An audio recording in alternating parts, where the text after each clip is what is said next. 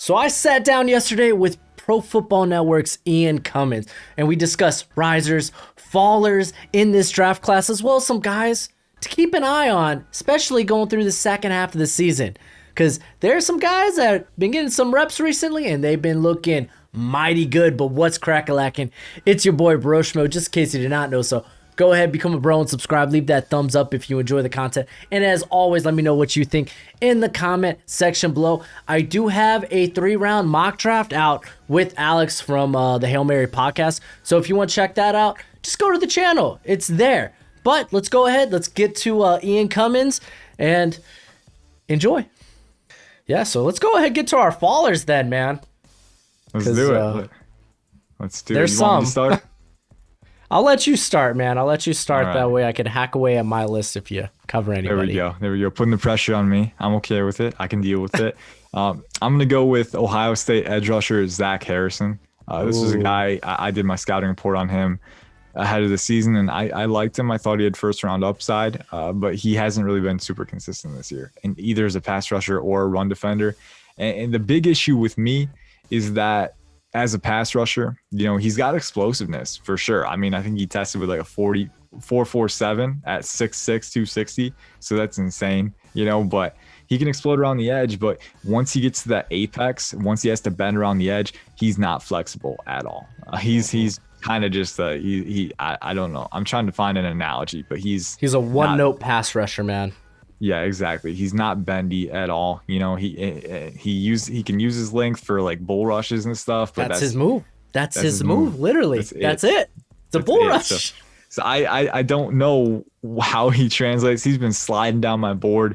He's down to my edge 10, and I might honestly bump him out of there. Like, I still like the upside in like a vacuum, right? But I almost think tack on, because I think his frame could maybe feasibly add like 10 to 15 pounds, get him to 280, and maybe move him inside to 3-tech or something. I think that would be a better fit for him, honestly. If he doesn't have that flexibility, and especially with that explosiveness, can be a really good mismatch for guys on the interior. So yeah, and he has elite length too, so he has that going for him. Use that elite length with that explosiveness, can be a really devastating combo on the interior. But on the edge, he's just not flexible at all, and that's going to be a big issue, especially against more athletic offensive tackles in the NFL. Yeah, he's very unpolished. He's got the physical skill set and all that. Mm-hmm. But yeah, no, you're totally right. So I wanna railroad this guy. No, I don't. Yes, I do. I feel bad because he's been hurt. Sevyn Banks at Ohio State, man. Everyone and their mom had this cat in the first round. And I get it because he's got the size, he's got the athletic ability, he's got the length. But it's like going back and watching his 2020 film, man. I always go back to that championship game against Alabama. 11 receptions, 133 yards. He allowed 3 touchdowns. 1 to Najee Harris, which I get it. Najee's a good receiving back. Still, I don't want my number one corner getting beat by a running back in coverage. Yeah. Don't like that. So he actually started the year pretty beat up, right? He had a nagging knee issue, which has only allowed him to play 3 games this year, where he's allowed 5 receptions on 7 targets. He's allowed a touchdown. He's already got 2 penalties. But like I'm just not a fan. At some point, and you were talking about this with Zach Harrison, and I'm glad that we're just railroading Ohio State right now. Yeah, totally. Yeah, but it's like, I get it. You got the length. You got everything physically to be this ideal lockdown guy, but at some point it needs to turn to production, and I don't think he's ever produced well. And we saw what happened with Sean Wade last year. So yeah, for sure. Yeah, I think he's a big faller for a lot of people. Yeah, you can already tell that, some of the guys in that Ohio State secondary, I think Denzel Burke, Cameron Brown, they're starting to unseat Sevyn Banks already. That's just how it is. I didn't love him, but I was intrigued by the upside coming out. He definitely tested well coming out of high school, and this was like after he tore his ACL in high school, came back, and then during testing after tearing his ACL, had a 4.5 and a 40-inch vertical. So like definitely a very good athlete, and so, that explosiveness does show up on tape at times, but you got to be able to use it effectively. You know, in coverage, he just doesn't. You know, I think he's decently fluid, but not really elite fluidity wise. And then definitely in tackling situations, misses tackles a lot. Just really doesn't know how to channel his traits effectively right now. Yeah, let me ask you this. Processing is a big part of that too. Oh, so his closing speed, does it look like he's flying, right? Mm-hmm. But it looks like the most like no effort jog. Mm-hmm. Like I mean, I can't explain it. Like he's flying, he's moving. He could go faster, honestly. Like his play pace is so weird because you can tell he's an easy mover, at least, you know, in that vertical straight line sense.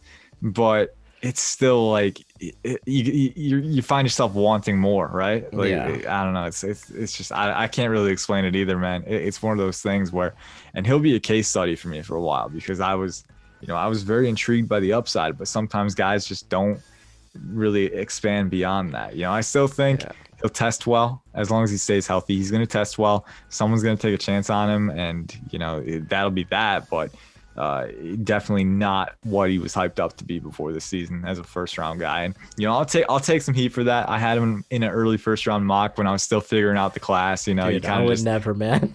I know. You know, I figured it out too late, but he's just not got it right. I don't know. I think it's just that that Alabama game just got like burned. I was like, how can I put this guy in the first round, man? I don't think I could. Yeah, I kind of got enamored by the athletic numbers. You know, you look at that 4.5. That's fair, man. The upside. Like that's just, especially with his size, man. That's just gonna happen. I mean, he's over 200 pounds, so he's got that frame density too, but. Some guys just don't realize their upside. It is what it is. It happens. You learn from it, and you move on to the next one. Speaking of the next one, I'll just transition right away. I know, what a segue, man. But I guess we can stick with the theme of high-profile guys. So let's talk about Christian Harris, Alabama. This is a good, honestly, you know, I feel like he was the LB1 by default for a lot of people coming into the year, myself included, because I just really didn't know how to think about this class. But I don't know. He's a lot of the same things that we saw last year, we've seen this year. I feel like inconsistent from a processing standpoint.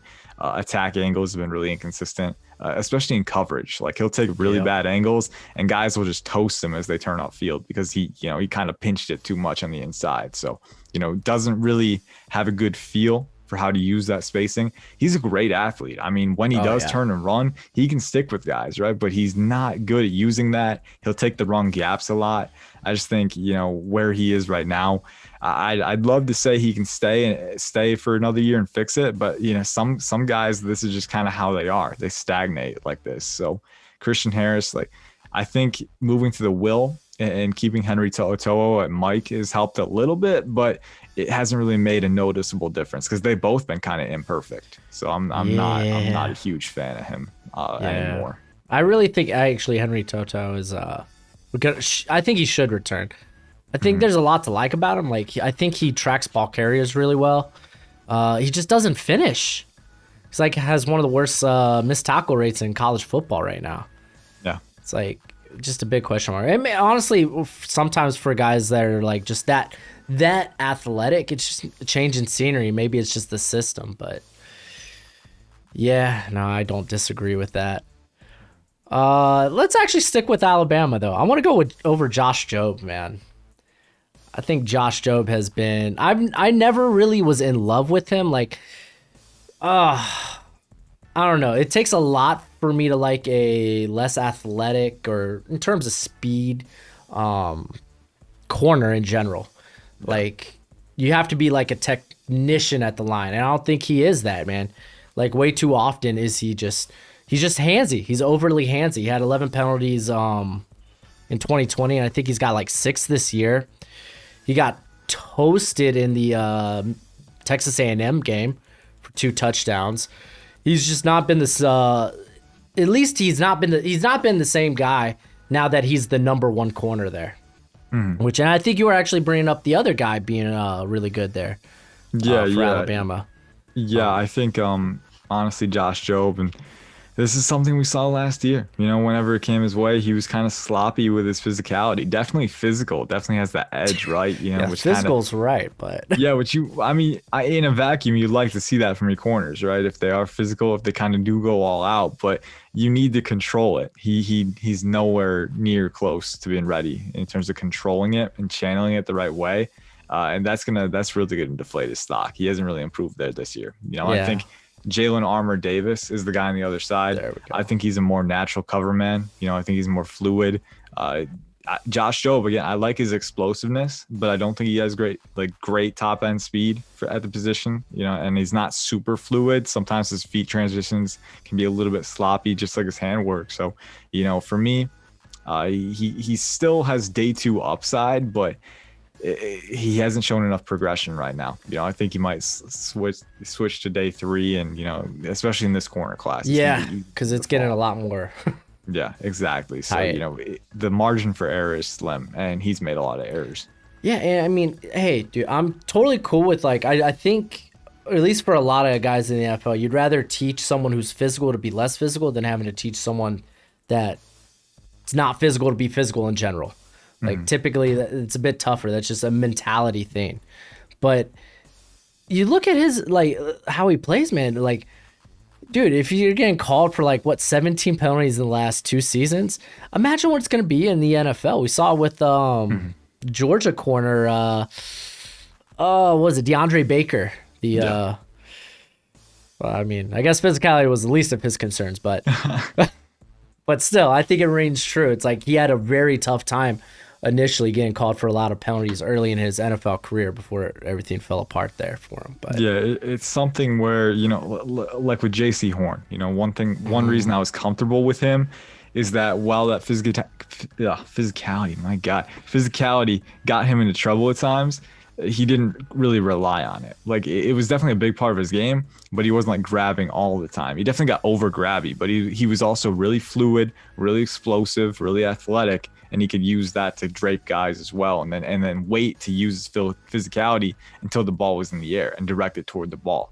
So he definitely physical, definitely kind of jawing at guys, but not to that degree where it's a problem every play. Josh Jobe, it's just he does not know how to channel it, and that's just a big problem for him. So that it's kind of it's tough because I prefer aggressive corners, because I feel like it's easier to teach an aggressive corner to kind of rein himself in than it is to teach a tentative corner to be more aggressive. Yeah. I feel like it's a little easier, but at the same time, some guys just keep falling into those bad habits. And I think Josh Jobe that's kind of what he's done this year. So, but moving on, I'll go with my next guy, going to the offensive line now. I think we've stuck on the defense for a little bit long enough.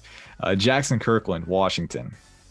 And I'll be honest, he's not dropping down too far from me. He's still probably a day 2 guy for me. But I saw some mocks in the offseason where he's going top 10, top 15. I think that was a little too rich for me. Yeah, that was honestly, me. Yeah. I liked how he mirrors, man. I think he's got good feet. But then Aiden Hutchinson just rocked his world, man. Here's the thing with me, and this was something that kind of made me uneasy in my first watch through too before the season. His lower body, man. Yeah, it's a pencil. It's a pencil, man. And I like him. I think he can be a starter, but going first round, going top 10, I mean, you need to be able to absorb power, and I just don't think he can do it with that lower body, especially at the next level. It's going to be an even bigger issue. So I love the hands. He's got violent hands. I do think he mirrors well. He's got good technique, a little stiff laterally, which is another thing for me, but so it's just those things combined. It's not like he's not falling off the board or anything. He's still in my top 5 interior offensive lineman. I think he projects better inside personally. That's where a lot of people think. Yeah, I think he can play both. I'm not a guy who's going to confine one to either position, and he's got the length to play at tackle. It's just the lower body, the stiffness, and then also when he does meet a technician like Aiden Hutchinson, who's athletic, it didn't go well for him against Aiden Hutchinson. And in the NFL, there's a lot more of those guys, especially if you're a starter. You might be facing them every week. So, that for me, he's got to fill out his lower body. He's got to be able to absorb power a little bit better, because otherwise he might be put on skates a lot more at the next level. So he's fallen a little bit on my board. Again, not too much, but enough where, I'm thinking I might prefer other guys over him. Yeah, and your boy, David Jobe, right? Had a nasty spin move on him too. So like, those Michigan guys, man, they didn't hold back. Yeah, they did. It was pretty rough. I'll stick with offensive line because I think this is a weakness in terms of how I evaluate offensive line. I'll admit it's one of my weakest areas. I fall in love with guys that are just stupid athletic, man. I love the athletic upside. I do the same thing, man. Yeah, Zion Nelson, dude, out of Miami. Like, former tight end, dude. And just I think the impressive development from his freshman to sophomore campaign was just great. And I was like, you know what? I can't wait to see what this year looks like. And I was saying this offseason, I was like, man, there's these two, like between him and Charles Cross, very high athletic upside type of tackles. I really thought it would be Zion Nelson. It just seemed like he was trending up, but honestly, to be fair, Charles Cross, a lot of his is, being in that air raid offense, he's have to go one-on-one with SEC quality edge talent. So honestly, that's probably a lot more beneficial than what Nelson's had to deal with in the ACC. And to be fair, I think he looks very similar to last year. You worry about the anchor, Alabama, man. Poor man, like I thought he did a good job when getting knocked back resetting. But still, man, you just really worry about that lower body, and I think he returns, but I don't know. I want him to, because I really think he's got first round potential, just basing it on the upside. But man, Zion Nelson was one that kind of crushed my heart. Yeah, I take solace in the fact that when we talk about frame density for offensive tackles, he does not have the issue that Kirkland has. I mean, I think he's very well filled out. He's got a great frame. The issue with him is always been translating. 6'7", ain't he? 6'7", 6'8". Yeah, something kind like of a that. giant. So, yeah, exactly. So I mean, he's a mammoth blocker for sure, and he moves pretty well for his size. I was always taken aback because there were a few reps where I heard he was an athletic guy, and sometimes you hear things before you go into watches. That's just how it is. And then I'm seeing him get beat off the edge by explosiveness pretty easily, like either he was a little late off the snap, not quick enough stepping out, either way, needed to improve his technique there and needed to improve his responsiveness. And that was a big thing for me. And then using his length too. Just a lot of room for improvement. And so far this year, like you said, I don't think it's entirely his fault. That Miami football program is kind of a mess right now. So go you, baby. It's unfortunate. I'm sorry. I mean, hey, dude, I don't mind. Y'all beat us. I'll probably get my payback this week because Michigan plays Michigan State. Yeah, so we'll man, see. I'm a Hurricanes fan. I'm used to sucking since 2003 was the last time we were good. Yeah, but I mean, hopefully Zion Nelson can reach his potential. I think you're definitely right about the technique thing because he literally looks like copy and paste the same guy from last season, man. Mm-hmm. Yeah, which sucks because he did have that upside. Same with same as Charles Cross, but one guy has definitely trended up and the other has really stagnated, and as a result, fallen down the board. So. Yeah, was it me again? I think, I had Zion Nelson. I couldn't even, my heart out. I couldn't even remember. I know we were just we were sitting there despondent for a second, just like, oh, we got to take a moment of silence or whatever. Yeah, pour a little out for the homie, man. Exactly. We were, we would bring up Spencer Rattler, but I think everyone knows the gist there. I mean, I guess I'll bring him up. Let's bring him up. Spencer Rattler. Yeah, why not? I think there is something to talk about here. And I kind of want to get your opinion. Yeah, where's he going? He's going to stay in school, right? You think he should stay in school, I'm guessing? I mean, a guy with his personality wouldn't surprise me if he declared. Yeah. Because, at first I was like, okay, yeah, he was a douche on QB1, but that can't really be how he is. And then it's like, you see him on the sideline during the Texas game. I was like, oh, crap, that's how he is. Yeah. Caleb Williams, when he scored that touchdown, Rattler's like, oh, shoot. Dude, even tweeted out, because I guess he left during the celebration after the game. Oh, dude. Yeah. It's rough. But he has to transfer if he wants to recover his stock. But it wouldn't surprise me if he just said screw it. Mm-hmm. Yeah, here's I know NFL teams, especially a quarterback, really sticklers when it comes to character. Oh, yeah. And like, I'm not saying Spencer Rattler is a bad guy, but you know, that He just stuff plays will really one on TV very well. exactly, and that'll rub NFL scouts the wrong way, like in a big way. So honestly, I think the only way to recover his stock is going back. I agree. He's definitely talented. He's got the arm talent. You know, he's not an elite athlete. Some people were saying he's an elite athlete. No, he's not even close to that. But he's good enough to navigate the pocket. At least, he's got good escapability. Yeah, he's got good short range escapability. Not an elite athlete who can create for himself, but a guy who can work with what he's got and, you know, evade pressure when he needs to, and then throw off platform too with that elastic arm. So he's got that.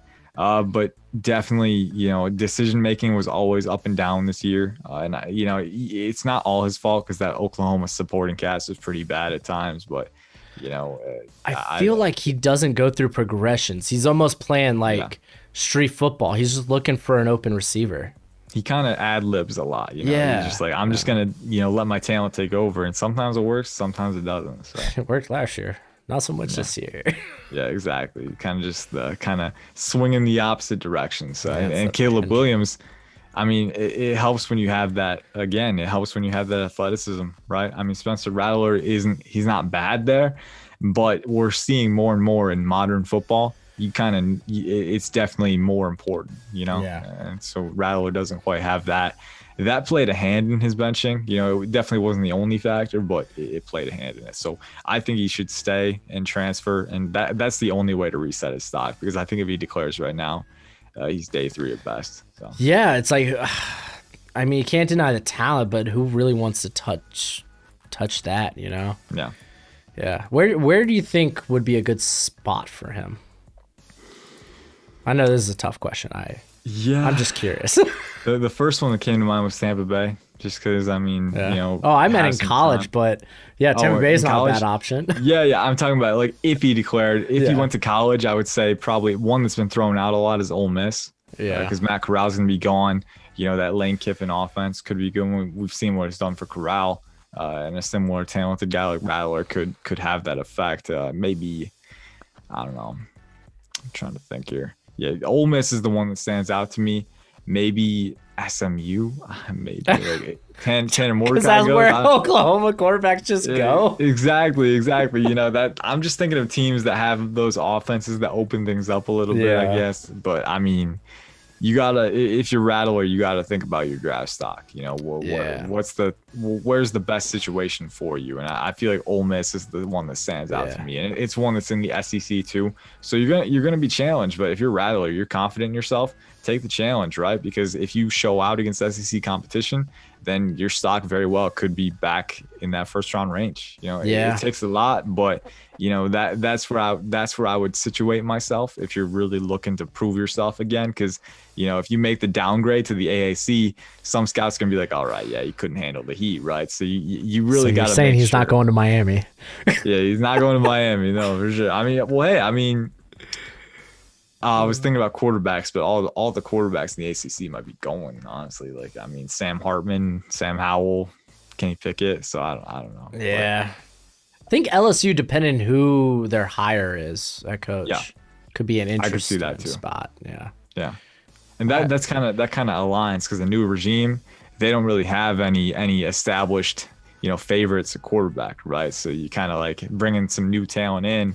You know, maybe Spencer Rattler goes. I hope Mel Tucker doesn't go to LSU. I've seen some rumors that he's like one of the top guys, and you know, after he defected from Colorado, nothing is impossible. But come on, man, Michigan State football has been bad for so many years, and we're good again. Just let me have this, will you, please? Oh man, yeah, y'all actually got a solid quarterback there, and what's his name, like something Thorne? Peyton Thorne. Yeah, I mean he's decent. I think he's been up and down lately, but he's good. He's good. He's good enough to win. Receivers that good though. Whew. I know, dude. Jaden Reed. I wanted to write down Jaden Reed for our risers because he's another guy with that speed. But we're not talking about risers anymore. I'll let you. Let you go with your next faller. I'm just gonna go with Mike Jones Jr., the LSU linebacker. We kind of talked about him beforehand, but I was a guy that adamantly wanted him to be linebacker 1 in this class. Like I thought he was capable to have an Isaiah Simmons rise, just because he was used that way at Clemson. You know, he was the overhanging safety. He was line up in the slot at times, actually a lot of times, and his main focus was, hey, I'm gonna go to LSU. I'm gonna play more of a traditional linebacker role. I'm gonna show that I can play between the tackles and whatnot. And he's played 99 snaps all season. I'm crushed. Like, it doesn't surprise me. The guy had like he almost had a 40% missed tackle rate last year. Unheard of. But I know he put on weight. He's up to 234, but still not playing. You just can't go into the draft with that sample size. So he's got to be a faller, you know? Yeah. It's so tough, man. sad. I mean, you have those guys that you kind of fall in love with, and like Eric Izukanma is a guy for me. He hasn't exactly fallen, but I mean, like, he's injuries, you know, underutilization. I think like a lot of that's on the quarterback change too. I think it is too. Yeah. Honestly, like, but it's just, it goes back to that thing. Like, you want these guys to dominate, man. You want them to really take the next step, and they don't always do it. Mike Jones is just another one where, you know, I saw flashes. You know, a 40% missed tackle rate is not ideal at the linebacker position, but I mean, he had the athleticism, he had that coverage ability, and that's very valuable at the modern NFL. We were talking about it before the recording because he was talking about his linebacker that he was going to bring up. Oh yeah, like, it was Mike Jones, isn't it? And he's like, yeah, it's Mike Jones. But we were talking about it, and he probably should stay in school another year and try and, you know, hopefully maybe the new regime uses him a little bit more, you know, maybe help him complete his game. Because there's definitely potential there.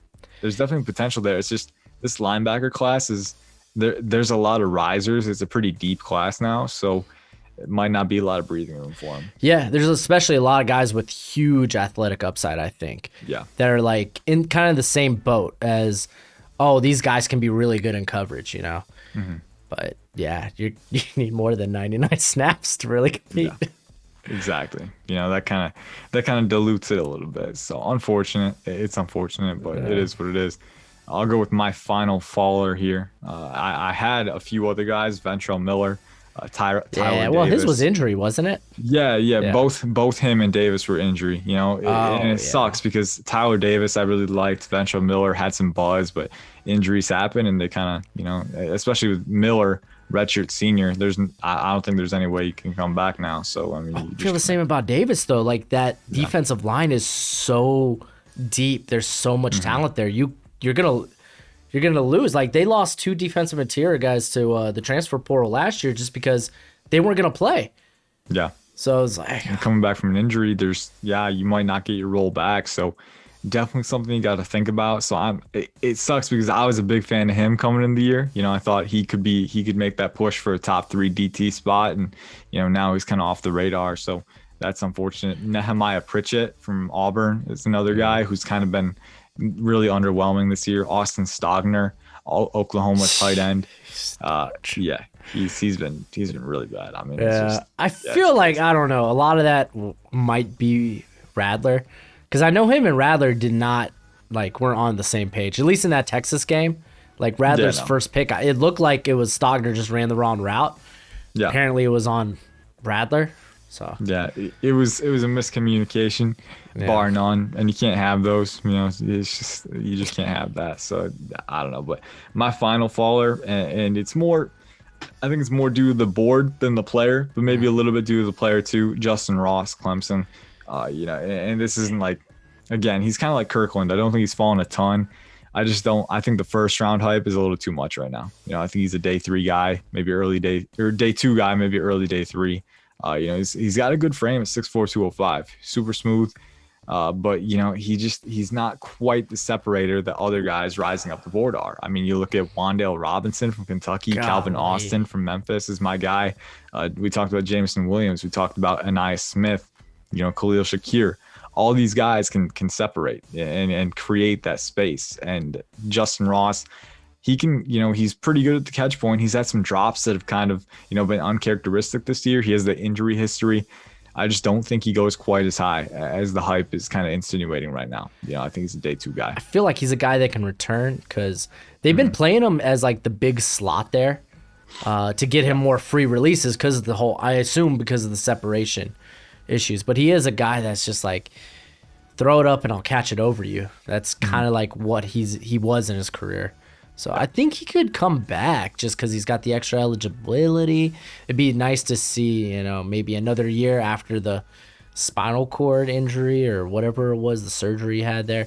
Because I don't know what the long-term effects are from that. I haven't looked too much into it, and it'd probably go over my head anyway. So it's gonna be a red flag for NFL teams probably. I know even little things like wasn't JOK flagged for an injury? Yeah, it was a heart condition that ended up being something on it.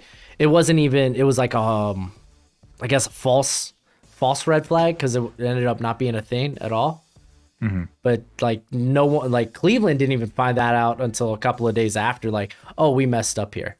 Yeah, but like, exactly. Yeah, you saw what it did to his draft stock. Like no one wanted to touch him. And now he's like lighting it up. Yeah, like something like that. Like, and then imagine a neck injury that was almost career ending. That might have some issues. He's fixed it. He's shown he can play with it now. They had surgery, so. But it's going to be something that might bump him down a little bit, especially with how he hasn't quite dominated this year. So, yeah. I guess I'll go with my final guy. I'm going to go with the running back position. Kyren Williams out of Notre Dame. Oh, come on, man. No, it's okay. It's okay. I accept my fate. I accept it. I mean, to be fair, this is a guy I haven't really been high on in general. Uh-huh. And I think he did come into a tough situation this year, losing 4 of his starters on the offensive line, only getting back Jared Patterson. They brought in that Marshall guard, I think, Kane Madden. Yeah, Kane Madden. Yeah. Yeah. But I think this dude's only a receiving back. Like, I just don't think he can do it. He has one of the lowest yards after contact. 2 fumbles. He had 5 fumbles the prior year. But I will say, like, for hands, like, I kind of questioned his hands coming to the year because he had 3 drops last year, but only 1 drop this year. It's not like he's running anything, too extraordinary, but still, I think he could do stuff after the catch. It's just, I don't know, man. I feel like there's just better guys that can do it, like Jerrion Ealy, Eric Gray, maybe even James Cook, man, cat out of Georgia. Yeah, I like Eric Gray better than Kyren at this point, and Kyren's interesting. Like, I definitely liked him coming into the year, and I think that, one thing that's going to give him some securities is pass blocking. He's an incredible pass blocker, and so that's going to keep him on the field. And then showing that upside as a receiver, that's one thing I did want to see more of this year, and we've seen it for sure. I mean, he definitely has that, but at the same time, one thing we haven't seen this year, like you said, the ability to work through contact. And that was an issue in my initial scouting report is, I think he has good densities, like 5'9", 185, but not great, still a little on the smaller side, pretty elusive, explosive, but can't really work through contact, doesn't have that contact balance or that physicality, he's more of a finesse guy, and he can finish some runs, but it's not really a consistent part of his game. And this year we've seen even more of that because without that great offensive line, he's encountering contact even earlier in his runs, and then he can't always work through it, and his average has gone down as a result. It's kind of just, you kind of see, especially with running backs, that their surroundings are so much more determinant of whether they're successful or not. Kyren Williams was really good last year, but his offensive line kind of got depleted, and now he hasn't been as good, so you kind of look at that and you say, this is a guy who's, he's a little more dependent on his surroundings than other running backs.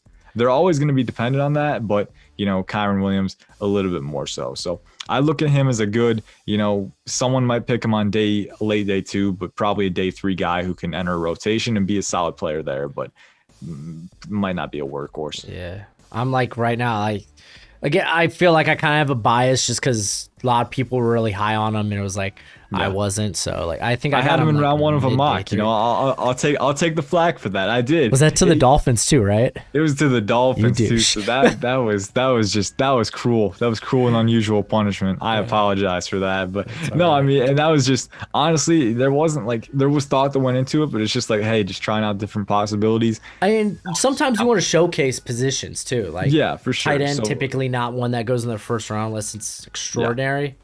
Try to showcase it.